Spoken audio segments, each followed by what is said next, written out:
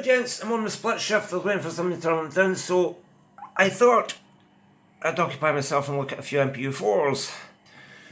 Got a few of these. This one's from Damon. It doesn't have a back plate, it doesn't have a case, so there's no power supply regulator. In fact, none of them will get a back plate. But that doesn't matter, I'll use my everything power supply, which is a PC power supply that I've modded a lot over the years. It's got an MPU4 attachment, and I shall use, for the purposes of the testing, Tuppeny Nudger, which is quite handy because it doesn't need a characterizer, and it's also handy because it matches the real set I've got. I've only got a 3-way set. Tuppeny Nudger only has 3 reels. Just one thing to note, that is a 128K chip. Tuppeny Nudger is a 64K program, but you just burn a double image onto a 128K ROM and it kind of works fine. So, first look at the board. It's got various issues. You can see right over here there's quite a lot of stuff missing. All the payout stuff's missing. That will need to be put back on at a later date. I've got a pin bent up here, I'll explain that in a minute. This here one needs sorting. I'm talking to Damon now doing this. This here will cause you all sorts of problems. All those legs are touching. I've bent them out of the way the best I can. I will shorten all these down for you. Volume controls bust. It doesn't matter how the reset control. The reset sensitivity controls bust as well, but no worries. When I first powered up the board, it was stuck in reset. It was totally stuck in reset. See if I can get something as a pointer. There's never a pointer when you want one. There's never a pen. Right, got a pen. It's completely stuck in reset. I put my logic probe on the reset line in the CPU. It was stuck low. Done the test point. Reset test point here. That's stuck low also. So what I did was I cut the emitter leg of T. I think it's the emitter. I cut one leg of T43 there and a leg of R129 there, and that takes the power on reset out of the equation altogether. Reset was still stuck low. Now, with that and that missing, none of this reset's working anyway. It should be floating, it should be high. It's still stuck low. Only other thing it can be is round here. The interlock. So probe pin 6 here on, let's see, is it? 9, is that 19? I think that's either 19 or 18. I'll find out in a minute. But a probe pin 6 is this IC here, and it was low. Meaning the reset's always going to be stuck on. Check the schematics.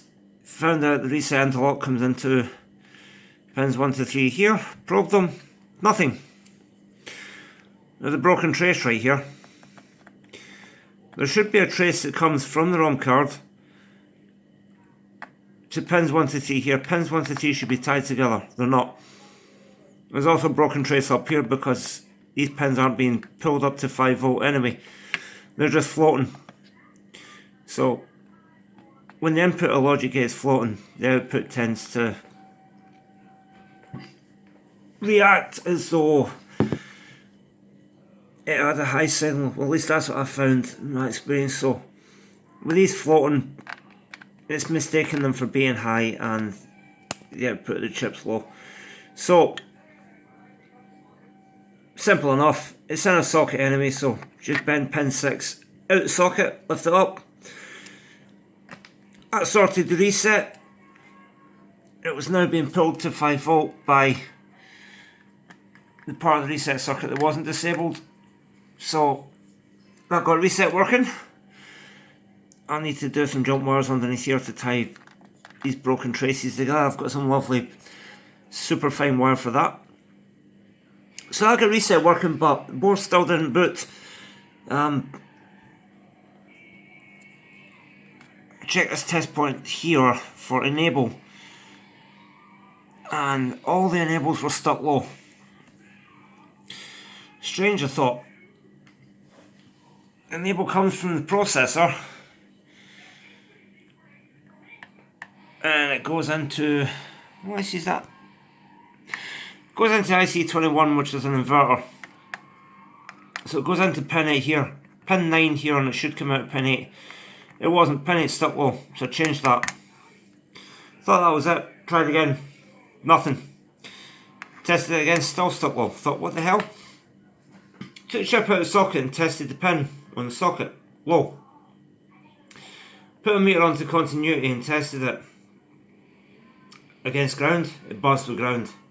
In fact, all the enables buzzed with ground. Every enable on the board was shorted to ground. It turned out to be, I don't want to lift the board up and upset all this, but it turned out to be a solder bridge running about this neck of the woods here somewhere, shorting every single one of the enables to the ground. 0 volt rail. And once I sorted that solder bridge, the enable came back to life, and this might be a wee bit tricky to do.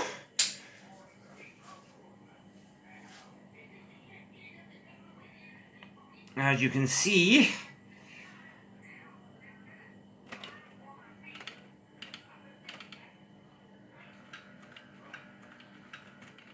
we are alive. Yeah, a wee bit. It's a wee bit bright into here. See that? That alpha display is well shot, by the way. It's actually smashed. It's actually smashed across here. I thought I'd outgassed it first, but it's working well enough to see what's going on. But if anybody has a spare one that they don't want, I could do with a spare one for testing purposes, because I don't know how long that will last. But yeah, it all working fine and dandy.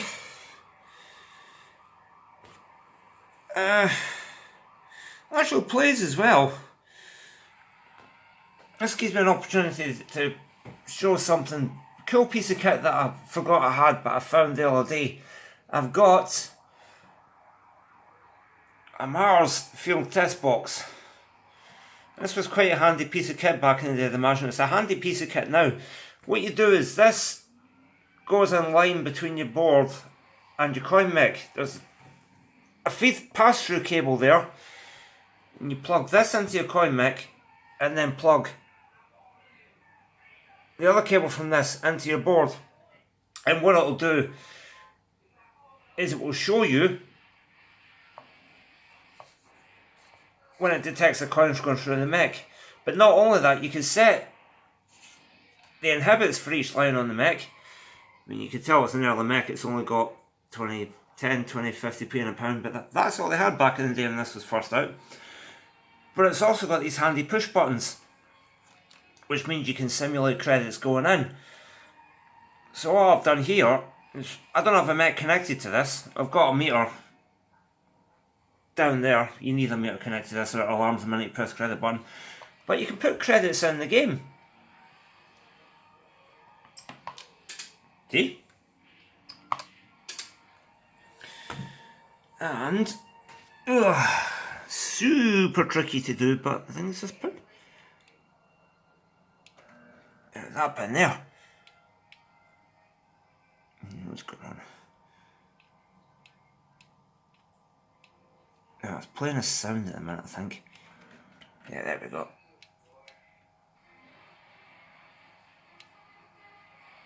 I haven't put the right sound ROM in, so it's probably playing the wrong samples and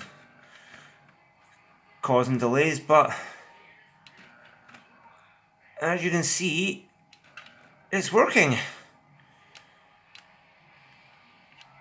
Don't ask me what hold buttons are, if I don't even know where the hold buttons are. See if I can get one at all. Yeah, no one's to be had.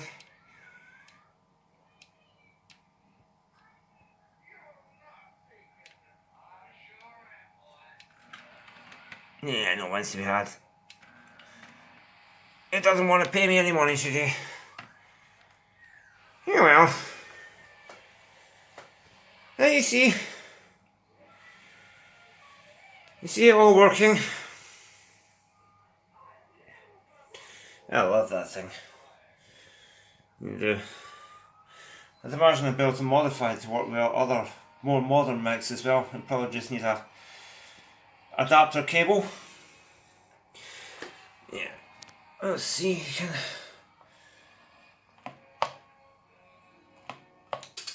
There we go. It's £20 credits. Let's see if we get it. I think I've got all the dip switches turned off, so it's got what 70% or something stupid like that.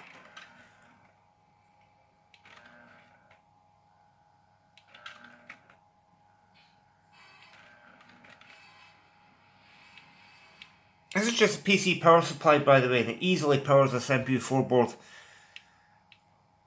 I haven't got the sound connected, but I imagine it could do it as well. This is insanely tricky to do.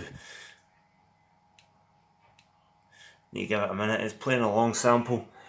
I really must put the right sound drums in it. I don't know if you saw my Pink Panther or Doctor Who mashup, but it is possible to use the wrong sound drums in a machine and come up with some interesting, weird and wonderful results.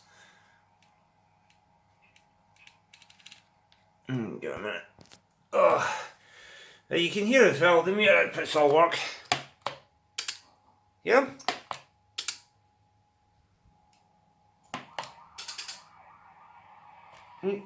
Everything working.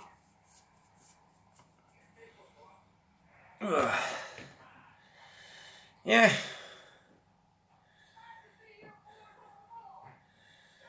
So, I'll get on with sorting out all this crap. Putting jump wires back on the enable lines under there. I'll see what I've got to fit back onto there, and this one should be winging its way to you. So, bye for now, and I'll catch you on the next one.